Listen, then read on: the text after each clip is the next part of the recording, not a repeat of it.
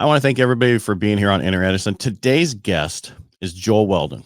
If you don't know who Joel Weldon is, you really need to search him. You're going to really know who he is today.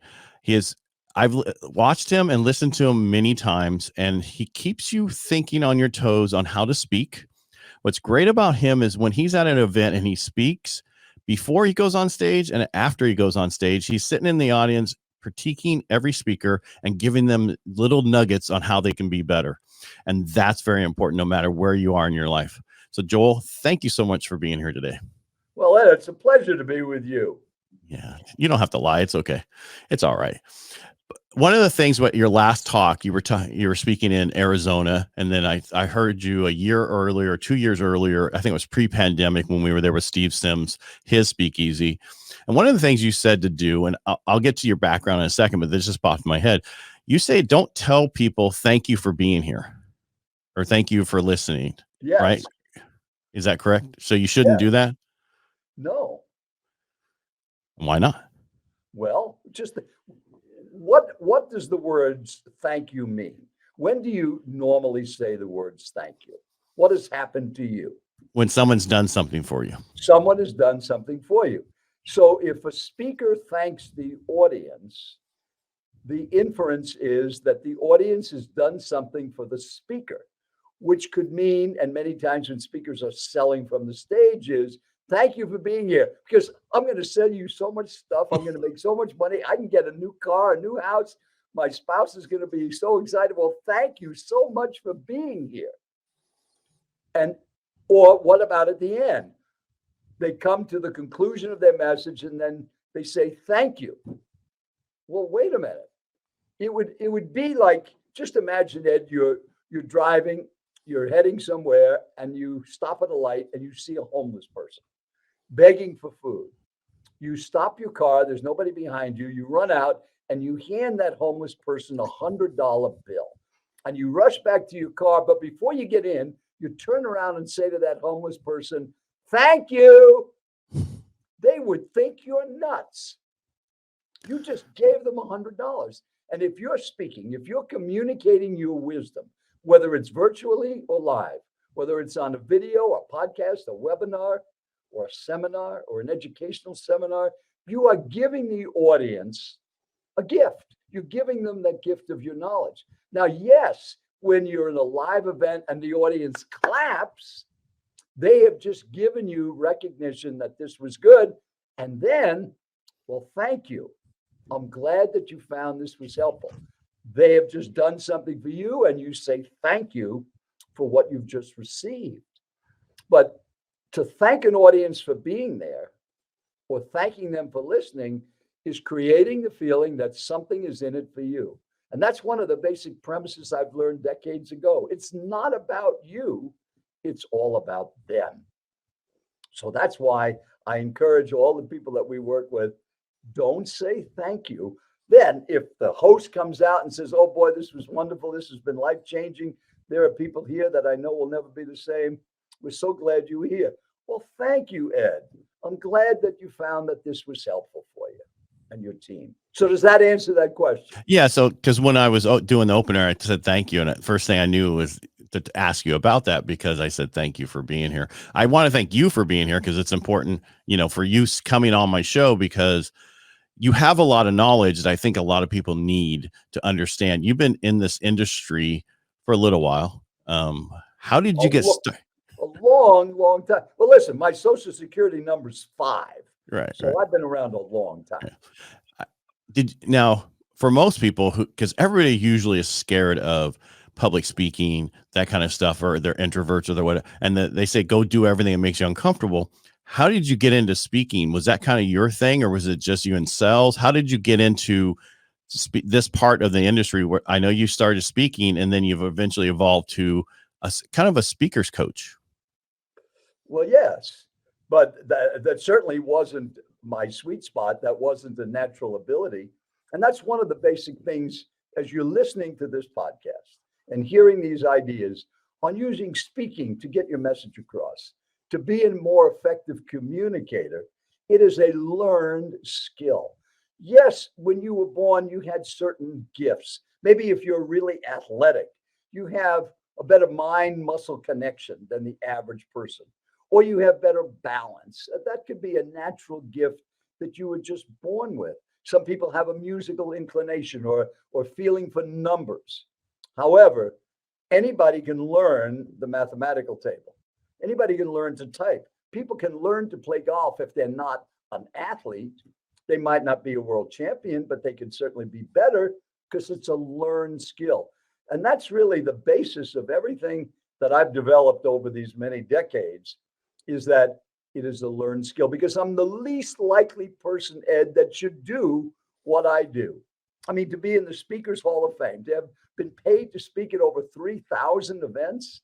How could that be when I couldn't lead my Sunday school class in silent prayer? I mean, speaking was the worst thing for me as a young person. 4 years of high school, never gave an oral report. And as you're listening, what were you like in high school? Were you outgoing and gregarious and maybe the center of attention, the student class president, valedictorian in the school plays? I did none of that. I didn't even stand up once and give a book report in front of my classmates because I was so afraid to speak in front of a group. I never did anything. So to end up here is proof that everything you're going to hear in this podcast is learnable. It's not that difficult, especially if you have a system. But if you think about that expression that this whole podcast is based on, that sometimes the greatest defeats that you've had, the greatest failures that you've had, also lead to your greatest accomplishments. So to answer that question, no, speaking was never part of my life at all. And it wasn't until I was 28 years old that I ever stood up in front of a group and spoke. Now that's pretty unusual today. And what happened next could actually, I want to correct you there. Not today, but in the past. The problem today is 28-year-olds and beyond. They look at their phones. They have no soft skills. They need to really work on this. They need you more now than anybody's ever needed you. Well, if they're not using speaking, they're missing out on a wonderful opportunity, because the ability to speak on a video and get it on YouTube that costs you nothing, or on Facebook or LinkedIn or all these other social media platforms, is a great way to convey what you have in your heart and soul, that driving passion that has made you an entrepreneur, or whoever you are as you're listening to this.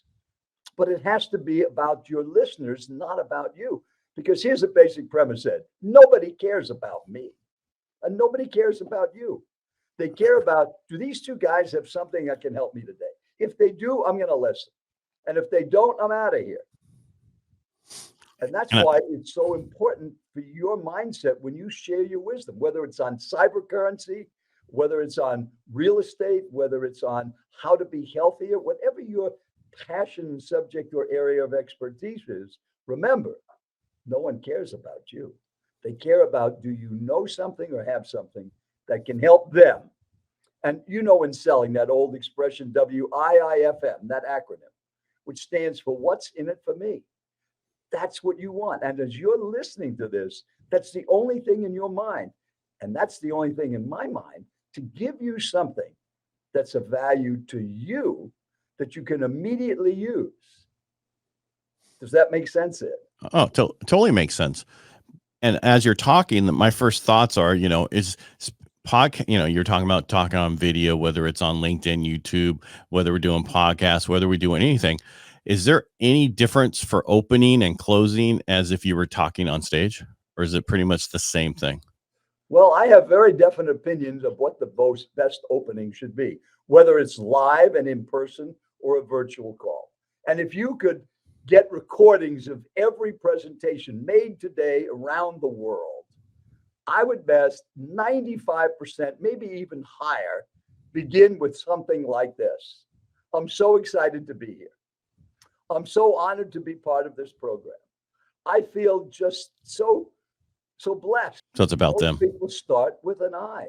Right. So the best way to open a phone call, an email, a webinar, a podcast, anything is worth the word you.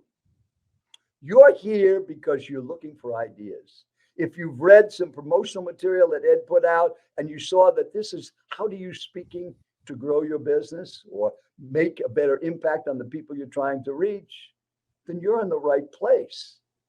So the opening should be about them. One best way is congratulations. Congratulations. You're investing time to hear a podcast that's going to help you be an even better speaker and communicator. And you're going to know in this session specific things you can use right away. And you're going to have some examples of how this works. And hopefully when this podcast ends, you're going to feel even more confident about your ability to stand up virtually or in person in front of any group and express what's in your heart and your soul and your head in a clear and organized way and make an impact. So with that said, let's get started with today's program.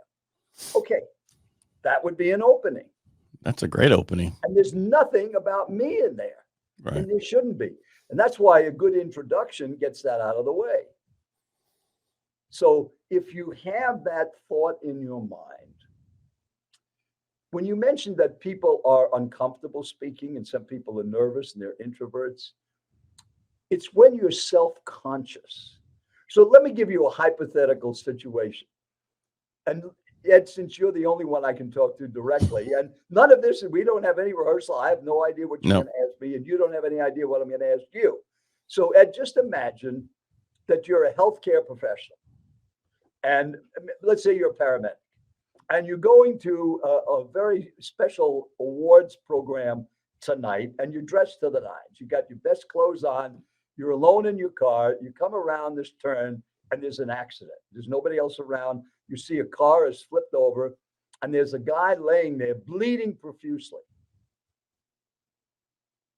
What would you do? Go over there and take care of it. Would you continue to the event, or would you help this person?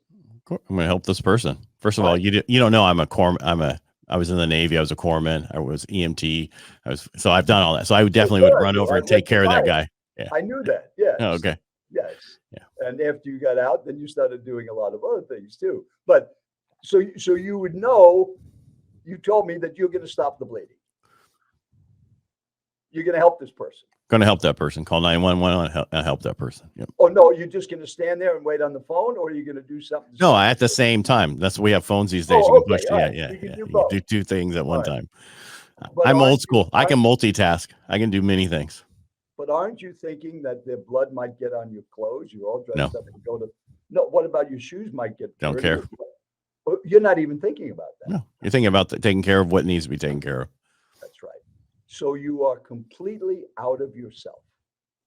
You are totally unself-focused. Nothing about Ed is in your mind. Everything is about this person that needs your help. And that's how you should speak. It's not about you. And if you get yourself out of that way, you're not self-conscious. And that's what causes nervousness. When people think, well, how is this coming over? What do I look like? Am I wearing the right clothes? Did I say the right thing? Are they going to get this point? What if they don't laugh at something I say that I think is funny? What if they don't use the ideas? Maybe I'm not doing this right. That's all self-consciousness. But just that mental picture that you described with your medical background from the Navy would have made you very effective at helping this person that was in this terrible situation with zero thought about yourself. And once it was over and the ambulance came and the police came and they took this person away, then you might look in the mirror and say, well, I better go home and change or whatever. Then you would start thinking about Ed. And that's the kind of mindset that will help you if you're not comfortable speaking. Because remember, that's where I started from until a special day on September 4th, 1969, when the Edison concept occurred. Because, as you say, the whole theme of your podcast is that our greatest failures or disappointments can lead to our greatest accomplishments. No, what I wanted to talk about was still where we were about, you're saying since I went over and took care of that guy and I was only focused on him, when you're talking on the podcast, when you're on stage, you should only be focusing on the audience is what you're saying. Absolutely. and not anything else. If you're Nothing focused else. on the audience, you're not going to be focused on how nervous you are, none of that kind of stuff. And you're going to get the right information across to the listeners or your audience, whoever you want to call them, instead of about you. Absolutely. And that means your preparation needs to be who is going to be listening, who is going to be in the audience, because it's got to be relevant. So let me give you an illustration. Let's just say tomorrow night, you're going to give a talk to 75 people on safe driving. Can you quickly, off the top of your head, give me some do's and don'ts to be a safe driver? Go. Look both ways. Okay. All right. Yeah. Be alert. Don't go over the speed limit. Don't drink and drive. Okay. Yeah. Keep going. Let's see what else. Drive the speed limit. I don't know if I said that already, but yeah. Is there more? Drinking, texting. No, you should never be doing anything but driving. Signal when you go to turn. Correct. Okay. Pay attention. Sure.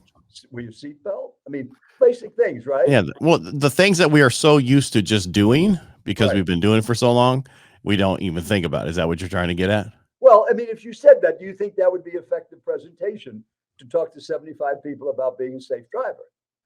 Well, it depends on who they are. Oh, were they teenagers or were they adult, senior citizens, or where are they in that? And that's the point as you're listening. Were they all drunk? They had DUIs and they're back to getting this so they can get their license back. What is the reason? Why don't you ask me and I'll tell you. Okay. Who's the audience? NASCAR drivers. See, NASCAR's been having a lot of accidents on the track, and they need somebody to come in to cut these accidents down. And we just got this speaker, Ed, come in. He gave them some great tips. Don't speed. Signal when you change lanes. How relevant? That's not relevant at all. No. Okay. So there's the point. Know who your audience is. is. Remember how important it is for you to know your audience. Think of what Ed just did. And if I asked you those questions, what would be some things to talk to an audience about driving safely, do's and don'ts? You would have said exactly the same thing that Ed does. But if you had begun with, well, Joel, before I answer that question, to decide on what I'm going to talk about, who am I going to be speaking to? Well, now you know that it's NASCAR drivers. All of that's out the window. And that's the kind of mindset that will help you be prepared to know what material to talk about. Now, Ed, with your experience and your opportunity to speak, there are 6 words you'll never hear for the rest of your life. You'll never hear these words. Would you like to know what they are? Sure. Talk as long as you want. When you get on a podcast, they're not going to say, well, how long is the podcast? I don't know. Just talk as long as you want. Now, with your experience and your knowledge and all the wonderful people that you've come across in your life, are we talking about 3 weeks or 4 weeks before you'd run out of material? I mean, literally, you could talk for days without repeating anything, but nobody is going to give you that time. They're going to say you got 10 minutes, you got 20 minutes, you got 30 minutes. So how do you know what to talk about? And that's why the answer to that first question is so important. Who is your audience? Correct. And the answer is only things that would be relevant to that audience on that day, based on that venue. If they're at a meeting that has a theme, that's based on the theme of them being there and your area of expertise. And that's the key to being able to connect your message with your listeners, is to make it relevant to them. So everything you're hearing in this podcast should be relevant to you, whether you're a world-class speaker or you're just beginning to communicate. And based on that premise I shared with you in the beginning, that it is a learned skill. It doesn't matter where you are now. It's where you can go when you get the right information to help you make an effective presentation. So my question to you is, did you know who your audience was before you came on here? Yes. Well, I looked at your website. I watched some of your other interviews. All right. I saw you in the Navy because I was going to remind you that my grandson in 2 months is graduating from Annapolis. Well, And congratulations. hopefully for you, he's not going on surface ships, but he's going in the Marines for 5 years. So I knew right away we had that connection. And thank you for your service. Thank you, sir. And thank your grandson. It was grandson, you said, right? Yes, Yeah. Thank him for me. And I'm sorry he's going in the Marine Corps. I know. I can say that because I'm Navy and Yes. Marines. We can do that back and forth. Yes, you can. I'm a squid. He's a jarhead. Only we can say that. Nobody else. That's our little thing. But I mean, when I go on other people's podcasts, I know what their audience is, and I ask them, what are we going to talk about? Right? Because that's important to know. When you go to speak on stage, it's the same thing. But a lot of people who are listening to this is thinking about, they're in business, they're doing this, and everybody tells them start a podcast, do lives, do video, do whatever. So that's why I was keying in on what we were talking about from the beginning, how to do that so that they understood that. What else could they know? Well, they have to know, because most people, the book of lists has come out with the top 10 fears of people. And always in that top 10 is speaking in front of a group. And it's very common that it's not something people are comfortable with. And if there's any one message to get across right now for you as you're listening, is it doesn't matter where you start. Take Tom Brady. I just was listening. They just have a new coach coming in for his team, 45 years of age. And Ed, would you agree that he's probably going to go down as one of, if not the best quarterback that's ever played professional football? Yes, he will go back. All the right. problem is he got to stop retiring and coming back, though. Yes. Well, all right. But he's 45. He's doing what Brett Favre keeps doing, but Brett Favre only keeps threatening. But he was 199th pick, the 6th round. He was not superstar material when he got out of college, but he learned and he developed. And since your whole podcast is built on turning those weaknesses into strengths, turning those negatives into positives, here's a short little poem. Good, better, best. Never let it rest till your good is better and your better is best. And that's what Brady's done. And that's what you can do. So you asked, how I got into this business, how I got started. Well, it really began on September 4th, 1969. Now, that's the second time I used that date. Yes, it is. Here's a tip when you're speaking. Have you ever heard a speaker say, let me share this story? And by the way, this is a true story. Don't ever say those words. This is a true story. What does that mean about everything else you just heard? Right. Well, that wasn't true, but now we're getting into some truth. Or when they say, you want me to tell you the truth? No, You should always be telling me the truth. You should always be telling the truth. So the way that you say that this is a true story, the simplest way, put a date on it. Now, not only is that a date important, September 4th, 1969, to me, but it can be important to you to use a date for your story. So just imagine, come back in time, Ed, and as you're listening, you come back with Ed, and you're sitting in the front row, and there's 17 people in this room in Tempe, Arizona, and 28-year-old Joel Weldon is standing in front of the group talking for the first time at a meeting. And then after the meeting is over, everybody disappears, but you stay. And you see a guy walk in, and he comes up to me and he says, would you like some feedback on today's meeting? Now, Ed, if somebody said that to you, would you like some feedback on your podcast? What would you say? Of course I would. Okay, that's what I said. Sure, I'd like it. He said, this is the worst meeting I've ever attended in my whole life, and you are the worst speaker I have ever heard in my entire life. Now, I'm 28 years old, I'm married, and I'm crying like a baby. And he yells at me. He says, stop crying. You're not a baby.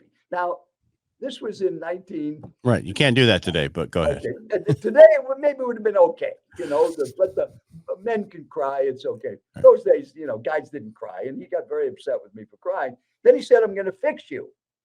I said, you're going to fix me? Yeah, I'm going to teach you how to speak.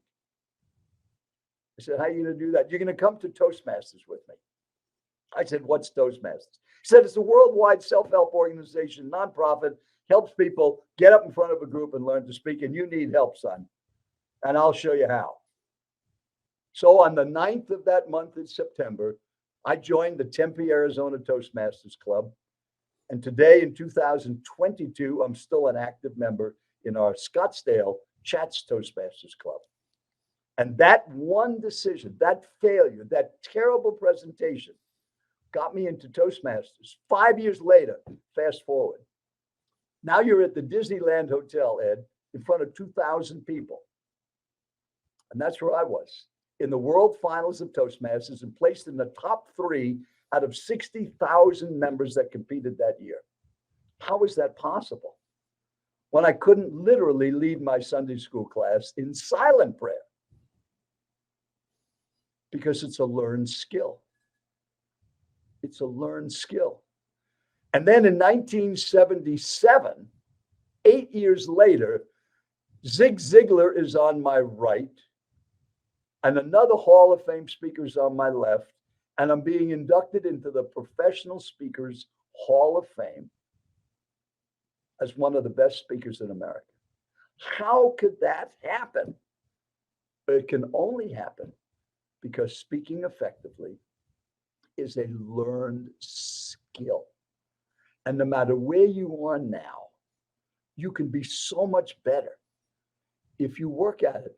Practice doesn't make perfect. Practice just makes permanent. You need to be practicing perfectly.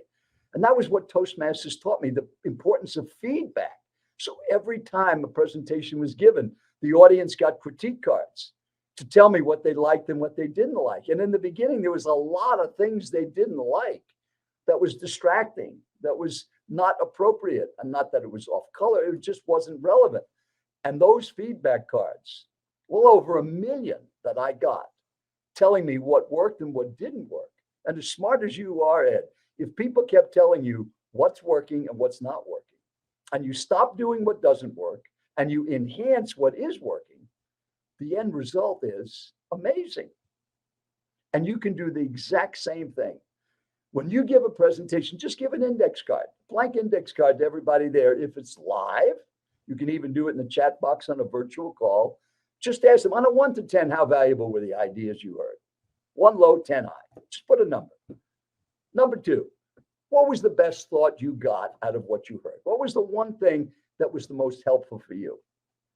And the third and last question, what could I have done to make this even better for you? And it was that last question that in those very few years took me from the worst speaker this guy had ever heard into the Speakers Hall of Fame. By finding out what's working and enhancing it and reducing or eliminating what isn't working. And you can do that right away.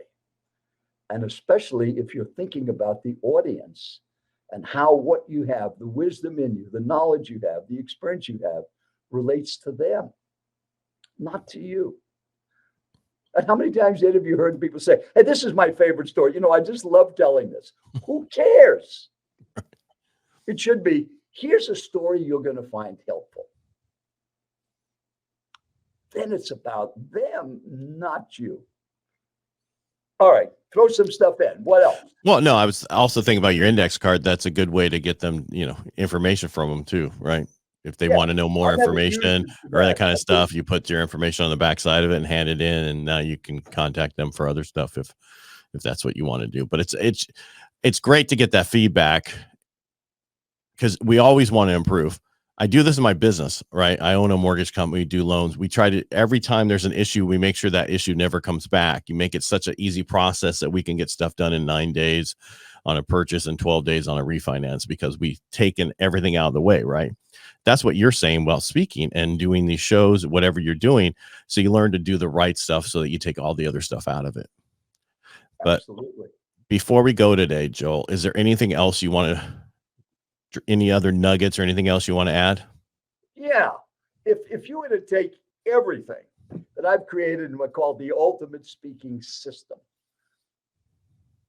and boil it down to one sentence, everything I've learned about speaking that can help you today is 22 words to think of.